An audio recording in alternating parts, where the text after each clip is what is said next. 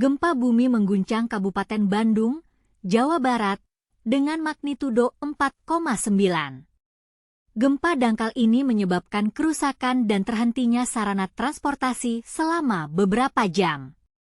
Berdasarkan keterangan Badan Meteorologi, Klimatologi, dan Geofisika (BMKG), gempa ini terjadi pada Rabu, 18 September 2024, pukul 9.41 waktu Indonesia Barat. Pusat gempa berlokasi di 21 km barat daya Kabupaten Garut, atau berlokasi di 7,22 Lintang Selatan dan 107,70 Bujur Timur.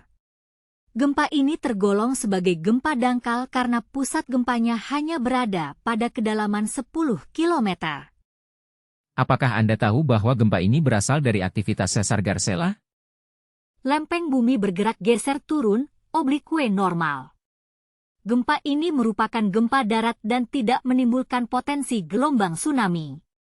Kepala Pusat Gempa Bumi dan Tsunami BMKG, Daryono, menjelaskan bahwa gempa ini dirasakan hingga daerah Majalaya hingga Garut.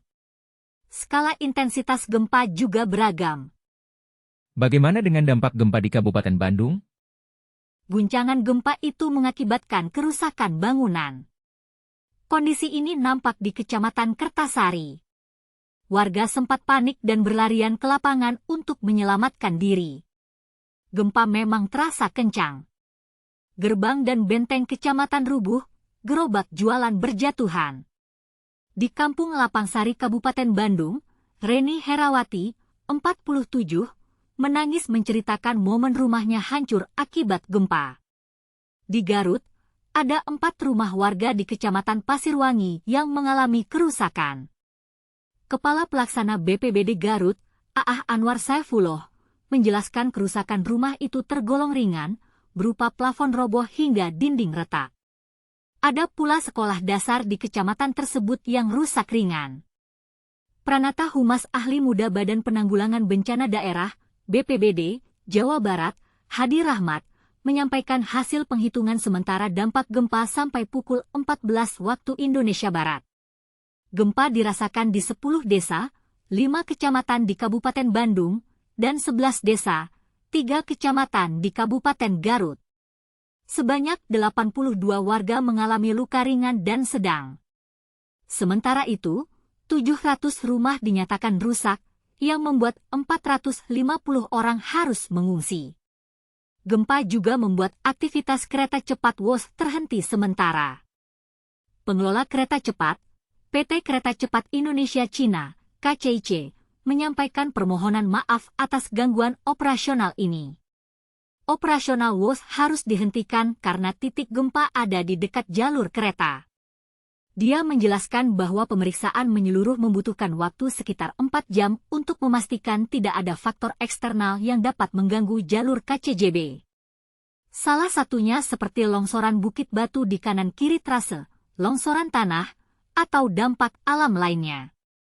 Total ada 16 rute, terbagi Halim Tegaluar dan Tegaluar Halim, yang dibatalkan keberangkatannya, mulai jam 9.47 sampai pukul 14.32 waktu Indonesia Barat. Masyarakat yang sudah membeli tiket dapat melakukan pembatalan dan duit dikembalikan 100%.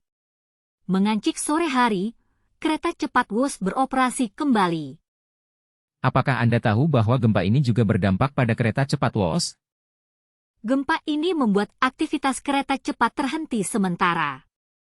Pengelola kereta cepat, PT Kereta Cepat Indonesia Cina, KCIC, menyampaikan permohonan maaf atas gangguan operasional ini. Operasional WOS harus dihentikan karena titik gempa ada di dekat jalur kereta. Bagaimana dengan korban akibat gempa ini? Sebanyak 82 warga mengalami luka ringan dan sedang. Sementara itu, 700 rumah dinyatakan rusak, yang membuat 450 orang harus mengungsi. Dampak gempa Kabupaten Bandung, 491 unit rumah, 5 unit fasilitas kesehatan, 2 unit bangunan, 9 unit sarana pendidikan, 27 unit tempat ibadah, 18 unit fasilitas umum.